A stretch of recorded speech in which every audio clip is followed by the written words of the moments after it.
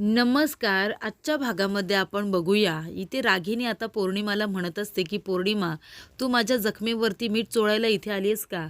तेव्हा पौर्णिमा म्हणत असते, की "मी कशाला मीठ चोळू? तसंही सगळे अधिकार भूमिताईच्या हातामध्ये गेलेत, म्हणून मला काय आनंद झालाय का? मला सुद्धा रागच आलेला आहे ना. पण आता जे काही झालंय त्याच्यामध्ये आपण काय करू शकतो? आता सगळे अधिकार आणि हक्क गेले भूमिताईच्या हातामध्ये. ना तुमच्या हातात काय उरलं, ना माझ्या." तेव्हा रागिनीला आता फोन येतो भानुशालीचा. तेव्हा रागिनी खूपच जास्त चिडते आणि फोन कट करते. तेव्हा पौर्णिमा म्हणते, "काय झालं आई?" तेव्हा रागिनी म्हणत असते, की "तो आकाशने आणि भूमीने जो काही नवीन वकील निवडलाय ना सरंजामे, तो आता जाणार आहे पोलीस स्टेशनला राजाराम यांचा जामीन करण्यासाठी."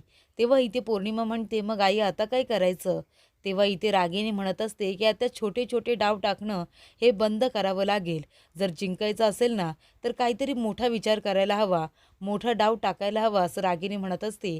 तेव्हा आता भूमी आणि आकाशला कसं वेगळं करायचं याचा विचार न करता त्यांना इथून कसं कायमचं घालवायचं याचा रागिनी विचार करत असते. तेव्हा इथे रागिनी आता मनामध्ये खूप सारे प्लॅन हे तयार करत असते. त्यानंतर इथे आता सारखा तांडेलच्या बायकोचा फोन येत असतो. संगीताचा फोन ती कट करते आणि म्हणते, की "ही बाई का मला सारखं फोन करून बोलावते कळत नाहीये." तेव्हा आता कुणाचंही लक्ष नसताना आता रागिनी मागच्या बाजूला तांडेलच्या बायकोला भेटायला जाते. तर इथे भूमी आता सगळ्यांसाठी आषाढी एकादशीचा प्रसाद घेऊन आलेली असते. ती म्हणते, की "दादा या प्रसाद घ्या सगळेजण." तेव्हा दादा म्हणत असतात, की "भूमी मॅडम, तुमच्याकडे आता घरातली सगळी जबाबदारी आली. आम्हाला खूप छान वाटलं." तेव्हा भूमी म्हणत असते, की "तुम्ही जसं रागिनी आत्यांना सहकार्य केलंत ना तसं मला सुद्धा करा." तेव्हा इकडे वॉचमन दादा म्हणत असतात, "आमच्या पगार पाण्याचं सुद्धा तुम्हीच बघणार ना भूमी मॅडम?" तेव्हा इथे भूमी म्हणते, "हो, मी तुमच्या सगळ्यांच्या पगाराचं सुद्धा बघणार आहे. बरं माळी काका कुठे गेले?" तेव्हा ते मागच्या बाजूला गेलेत असं सुद्धा दादा सांगतात. तेव्हा भूमी म्हणते, "ठीक आहे, मी त्यांना तिथेच प्रसाद देते आणि मग मी घरी जाते." तेव्हा इथे रागिनी आता मागच्या बाजूला इथे तांडेलच्या बायकोला भेटायला आलेली असते. तेव्हा भूमी सुद्धा माळी काकांना शोधत आता तिथेच येते. तेव्हा रागिनी आता रूममध्ये आल्यानंतर ती म्हणत असते, "कुठे आहेस गं तू? अगं बाई कुठे आहेस? मी आले तुला भेटायला. ये ना माझ्यासमोर ये." तेव्हा तांडेलची बायको संगीता आता तिच्या समोर येते आणि म्हणते, की "तुम्ही माझ्या नवऱ्याला लवकरात लवकर जेलमधून बाहेर काढाल असा शब्द दिला होतात ना. आज किती दिवस झाले, महिने झाले तुम्ही माझ्या नवऱ्याला बाहेर काढलेलं नाही आहे. आणि तुमचा नवरा राजाराम त्यांच्यासाठी आता जामीनसुद्धा होणार आहे. त्याच्यासाठी नवीन वकिलाची निवड करण्यात आली आहे आणि त्यांचा वकील आलासुद्धा होता पोलीस स्टेशनला जामीन करण्यासाठी. ते लवकरात लवकर सुटतील आणि माझ्या नवऱ्याचं काय?" तेव्हा रागिनी म्हणते, "हे बघा शांत व्हा. मी सुद्धा तांडेलच्या जामिनासाठी प्रयत्न करते." तेव्हा संगीता म्हणते, "कधी प्रयत्न करताय? एक गोष्ट लक्षात ठेवा, तुमचे काला चिठ्ठा आहे ना, तो सगळा आमच्या मुठीत आहे. आम्हाला माहिती आहे तुम्ही किती काले धंदे केलेत ते." तेव्हा मी तुम्हाला शेवटचं सांगते, माझ्या नवऱ्याला लवकरात लवकर जेलमधून बाहेर काढायचं, नाही तर माझ्यापेक्षा वाईट कुणीच नसेल. कळलं तुम्हाला? तेव्हा इथे आता भूमी काकांना शोधत त्यांना प्रसाद देण्यासाठी ती सुद्धा आता मागच्या बाजूला येत असते. तेव्हा इकडे भूमी आता हातामध्ये पेढ्यांचा बॉक्स आणि जात असताना तिचं लक्ष आता रागिनीकडे नसतं, की रागिनीसुद्धा इथे कुठेतरी रूममध्ये आहे. ती आता माळी काकांना शोधत असते. त्यानंतर इथे तांडेलची बायको म्हणते, "जर माझा नवरा बाहेर नाही आला तर मी काय करेन तुम्हाला माहिती आहे ना?" रागिनी म्हणते, "धमकी देतेस का तू?" तेव्हा इथे संगीता म्हणते, "नाही धमकी देत नाहीये. मग काय करेन ना, मी ते करूनच दाखवेन. आणि दर महिन्याचा हप्तासुद्धा आलेला नाही आहे. माझा नवरा मला म्हणाला, की रागिनी मॅडमला प्रत्येक गोष्टीची आठवण करून द्यावी लागते. तेव्हा सगळं काही त्यांच्या लक्षात राहतं. तेव्हा आता लवकरात लवकर हप्तासुद्धा द्यायचा आणि माझ्या नवऱ्याला बाहेरसुद्धा काढायचं. नाहीतर मला वेळ नाही लागणार सगळ्यांना सत्य सांगायला. कळलं तुम्हाला?" माझ्या नवऱ्याने तुमच्याकडे बोट न दाखवता तुमच्या नवऱ्याकडे दाखवलंय. नाहीतरच त्यांच्या जागी तुम्ही जेलमध्ये असतात ही गोष्ट लक्षात ठेवा. तेव्हा रागिनी म्हणते, "आताच्या आता इथून जा. तुझे पैसे तुला घरी पोहोचतील." तेव्हा आता संगीता तिथून गेल्यानंतर भूमी तिथे येते आणि आजूबाजूला बघते तर भूमीला तिथे कुणीही दिसत नाही. तेव्हा आता भूमी गेल्यानंतर रागिनी तिथे येते आणि म्हणत असते, की "बरं झालं मी संगीताला मागच्या बाजूने जायला सांगितलं. ही भूमी कधी कुठे तडमडेल ना काही सांगता येत नाही." तेव्हा इथे भूमी आता जात असताना तिचं लक्ष बाहेर येतं. तर इथे संगीता आता लपून छपून घाईघाईने तिथून जात असते. तेव्हा भूमी म्हणते, की "वॉचमन दादा, आपल्या घरी कुणी एक बाई आली होती का?" तेव्हा वॉचमन दादा म्हणतात, ताई मला माहिती नाही आहे, कारण मी माझं काम करण्यासाठी जरा बाजूला गेलो होतो. तेव्हा तिथे त्या आल्या असतील की नसतील मला नाही माहिती. तेव्हा भूमी म्हणते, ठीक आहे. तेवढ्यातच तिथे भूमी आता विचार करत असते की या बाईला मी कुठेतरी बघितलंय, खूप चांगली सुद्धा आहे बोलायला. तेव्हा इथे आता भूमीला आकाशचा फोन येतो. आकाश म्हणतो की भूमी कुठे आहेस तू? भूमी म्हणते की आकाश मी वरती रूममध्येच येते. अरे इथे खाली सगळ्यांना प्रसाद द्यायला आले होते. तेव्हा इथे आता भूमी लगेचच आकाशच्या रूममध्ये येते आणि म्हणत असते की आकाश कुठे आहेस तू? अरे आकाश सांग ना कुठे आहेस तू? तेव्हा इथे भूमी आकाशला शोधत असते. ती म्हणते गेला वाटतं बाहेर. तेव्हा इथे आकाश येतो आणि भूमीचे डोळे बंद करतो. भूमी म्हणते की आकाश हे सगळं काय आहे? अरे तू डोळे का आता बंद करतोयस? तेव्हा इथे आकाश म्हणतो कारण तुझ्यासाठी सरप्राईज आहे. तेव्हा इथे भूमी म्हणते की आकाश माझ्यासाठी सरप्राईज? तेव्हा भूमी म्हणते अरे डोळे असे बंद करतोयस की मला जणू काही कळणारच नाही आहे. आपल्या रूममध्ये तुझ्याशिवाय माझे डोळे कुणी बंद करणार आहे का? तेव्हा आकाश म्हणतो की त्या निमित्ताने मला तुझ्या जवळ तरी येता आलं. तेव्हा भूमी म्हणते आकाश माझ्याजवळ यायला तुला निमित्ताची गरज आहे का? तेव्हा आकाश म्हणतो अच्छा नाही आहे का? तेव्हा इथे आकाशने आता तिच्यासाठी सरप्राईज आणलेलं असतं. तेव्हा भूमी म्हणते काय आहे सरप्राईज? आकाश म्हणत असतो की सांगतो ना डोळे बंद कर बरं. तेव्हा इथे भूमी आता डोळे बंद करते. तेव्हा आकाशने जे सरप्राईज आणलेलं असतं ते आता तो तिच्या कमरेला लावत असतो कारण तो असतो छल्ला. तर इथे भूमीला आता घरातली सगळी जबाबदारी दिलेली असते. त्यामुळे सर्व चावे आता तिच्या हातामध्ये आलेले असतात आणि आता भूमीने सर्व लोकांसाठी जे काही केलेलं असतं त्यामुळे आकाशला भूमीला थँक्यूसुद्धा म्हणायचं असतं. तेव्हा इथे आकाश आता स्वतःच्या हाताने तो छल्ला आता भूमीच्या कमरेला लावून देतो आणि म्हणत असतो की भूमी हे सरप्राईज तुझ्यासाठी आहे आणि एवढ्यावरच नाही आहे, तुझ्यासाठी अजून एक सरप्राईज आहे. तेव्हा भूमी म्हणते अजून एक सरप्राईज? तेव्हा भूमी म्हणत असते की आकाश हे तू दिलेलं गिफ्ट खूपच जास्त छान आहे. तेव्हा आकाश म्हणतो भूमी हे तर काहीच नाही आहे. आज तू माझ्या कुटुंबाला जो काही आनंद दिलायस ना, आमची महाजनांची इज्जत जी काही वाढली आहे ना, फक्त आणि फक्त तुझ्यामुळे. तू किती माझ्या कुटुंबाचा विचार करतेस तुला तरी माहिती आहे का? आणि त्यांच्या चेहऱ्यावरती आनंद आणण्यासाठी सुद्धा खूप जास्त प्रयत्न करतेस आणि मला हेच खूप जास्त आवडतं. तेव्हा भूमी म्हणते आकाश अरे एवढं काय बोलतोयस, ते माझं कामच आहे. तेव्हा इथे आकाशने आता थँक्यूचं बोर्डसुद्धा तयार केलेलं असतं भूमीसाठी. ते आता भूमीला दाखवल्यानंतर ती खूपच जास्त खुश होते. तेव्हा इथे आकाश म्हणत असतो की भूमी अगं तू किती करत असतेस, सगळ्यांचा विचार करतेस, सगळ्यांचं सगळं प्रेमाने करतेस.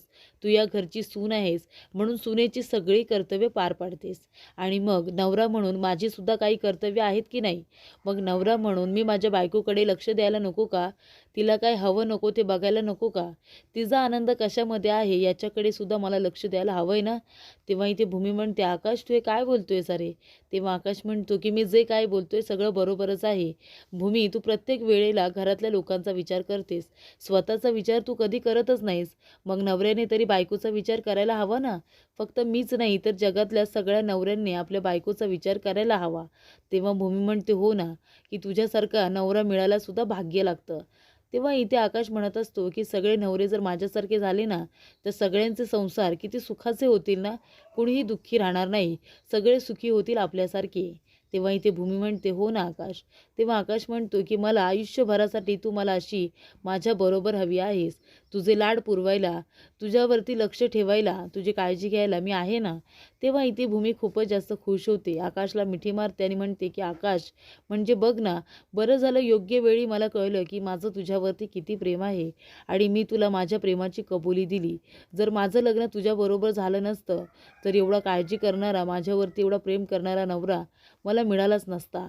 तेव्हा इथे भूमी म्हणते आणि मी एवढी आनंदी आणि खुश कधी राहूसुद्धा शकले नसते. माझ्या चेहऱ्यावरती हा जो काही आनंद आहे, मी जेवढी खुश आहे ना, याचं सगळं क्रेडिट फक्त आणि फक्त तुला जातं कारण तू माझ्याबरोबर आहेस माझी काळजी घ्यायला. तेव्हा इथे भूमी आता आकाशला थँक्यू म्हणत असते आणि ती म्हणते की योग्य वेळी मी तुला हो म्हणाल्याने आपलं लग्न झालं हे बरं झालं.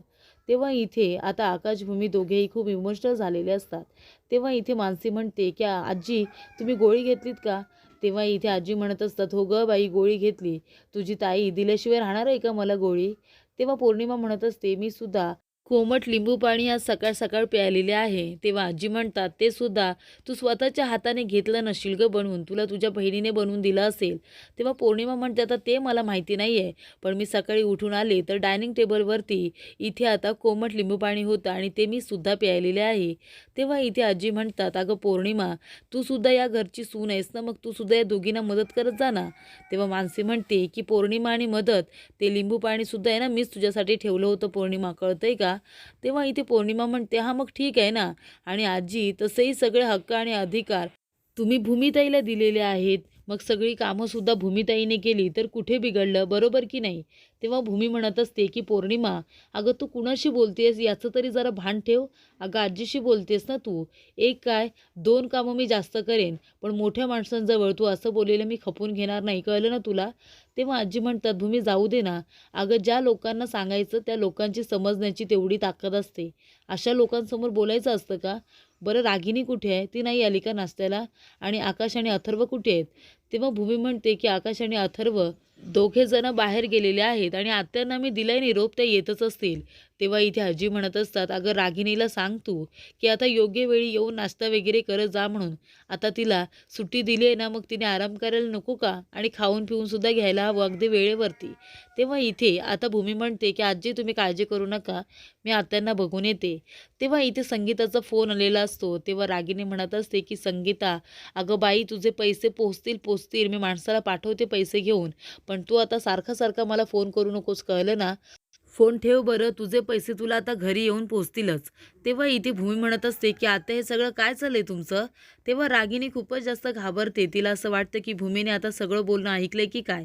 तेव्हा भूमी म्हणते की आत्या सांगा ना, तुम्ही आता फोनवरती जे काही बोलत होतात ना ते मी ऐकलं. अहो तुम्ही अजूनही फक्त कामाचाच विचार करताय, कामाचंच बोलताय. सांगितलंय ना तुम्ही आराम करा म्हणून. चला बरं, आता आता तो फोन बाजूला ठेवा. तुम्ही चला माझ्याबरोबर नाश्ता करून घ्या. तेव्हा इथे आता रागिनीचा फोन रूममध्येच ठेवलेला असतो आणि ती सारखा आपल्या फोनकडेच बघत असते. तेव्हा इकडे आता रागिनी ब्रेकफास्टसाठी सुद्धा खाली येते. तेव्हा आजी म्हणत असतात, अगं रागिनी वेळेवरती खाऊन घेत जा ना. आतापर्यंत तू खूप काम केलंस, पण आता काम नाही आहे ना तुला, मग आता तरी पोटभर खाऊन घेत जा. तेव्हा रागिनी म्हणते, हो ना, आता तर मला अजिबात काहीच काम नाही आहे. आता फक्त मला एका केसवरती काम करायचं आहे. राजाराम यांना जेलमधून बाहेर काढायचं आहे आणि त्यासाठी मी वाटेल ते करायला तयार आहे.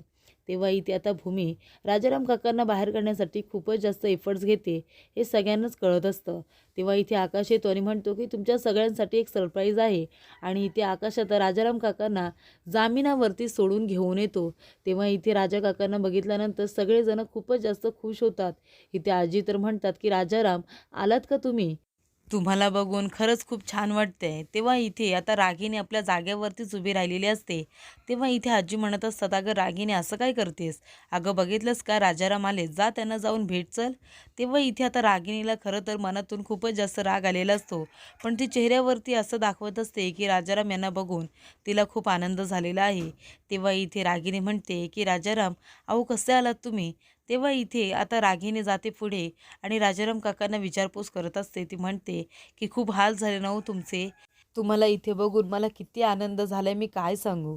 तेव्हा इथे राजाराम काका म्हणतात की रागिनी तू रडू नकोस, आता मी आलोय ना. तेव्हा रागिनी म्हणते, तुमच्याशिवाय मी हा एक एक दिवस कसा घालवलाय तुम्हाला काय सांगू, मला रात्रभर झोप लागत नव्हती तुमच्या काळजीने. तेव्हा इथे आता भूमी म्हणत असते की राजा काका तुम्ही काळजी करू नका, तुम्हाला जरी आता जामिनावरती सोडलं असलं ना तरीसुद्धा तुम्ही निर्दोष सिद्ध कसे व्हाल याकडे मी जास्त लक्ष देणार आहे आणि त्या विरोधामध्ये पुरावेसुद्धा गोळा करणार आहे. म्हणजे मग तुम्हाला सोडवल्याशिवाय कुठलाही पर्याय त्यांच्याकडे उरणारच नाही. तेव्हा इथे रागिनी म्हणत असते, पण एवढं सगळं कसं घडलं राजाराम? तुमच्या विरोधामध्ये एवढे मोठे मोठे पुरावे असताना देखील तुम्ही जामिनावरती सुटलात तरी कसे? तेव्हा इथे राजाराम काका म्हणतात, हे सगळं भूमी आणि आकाशमुळे झालेलं आहे. भूमी आणि आकाशने दोघांनी मिळून आता सगळे पुरावे सादर केले. त्याच्यामध्ये खरेखुरे स्टेटमेंटसुद्धा होते, बँक स्टेटमेंट. त्याच्यावरून हे सिद्ध झालं होतं की मी कुठलेही पैशाचे ट्रान्झॅक्शन तांडेला केलेले नाही आहेत. आणि ऑफिसमध्ये आकाशने फोन करून विचारपूस केली तेव्हा कुळेकर कुणीतरी स्टाफमध्ये आहे हे सुद्धा कुणालाही सापडलेलं नाही आहे. हा कुणीतरी वेगळाच माणूस होता आणि खोटं इथे साधण्यासाठीच तो तयार केलेला आलेला माणूस होता ते सुद्धा इथे आकाशने आता कन्फर्म केलं सगळीकडे फोन करून. त्यामुळे इथे आता तांडेला पैसे देण्याचा प्रश्न येतच नाही हे तिथे सिद्ध झालेलं असतं. म्हणून आता राजाराम काकांना इथे जामीन मिळालेला असतो. तेव्हा भूमी म्हणते की अजून एक आपल्याला हिंट मिळालेली आहे शिंदेच्या केसविषयी. तेव्हा आता शिंदेनं जेव्हा कुणी विष देऊन मारण्याचा प्रयत्न केला ना, तेव्हा आता एका माणसाने तिथून जाणाऱ्या त्या माणसाला बघितलेलं आहे ज्याने शिंदेला विष दिलं होतं आणि त्यांना ठार मारून टाकलं होतं. तेव्हा आता त्या माणसाने पोलिसांना स्केच दिलंय.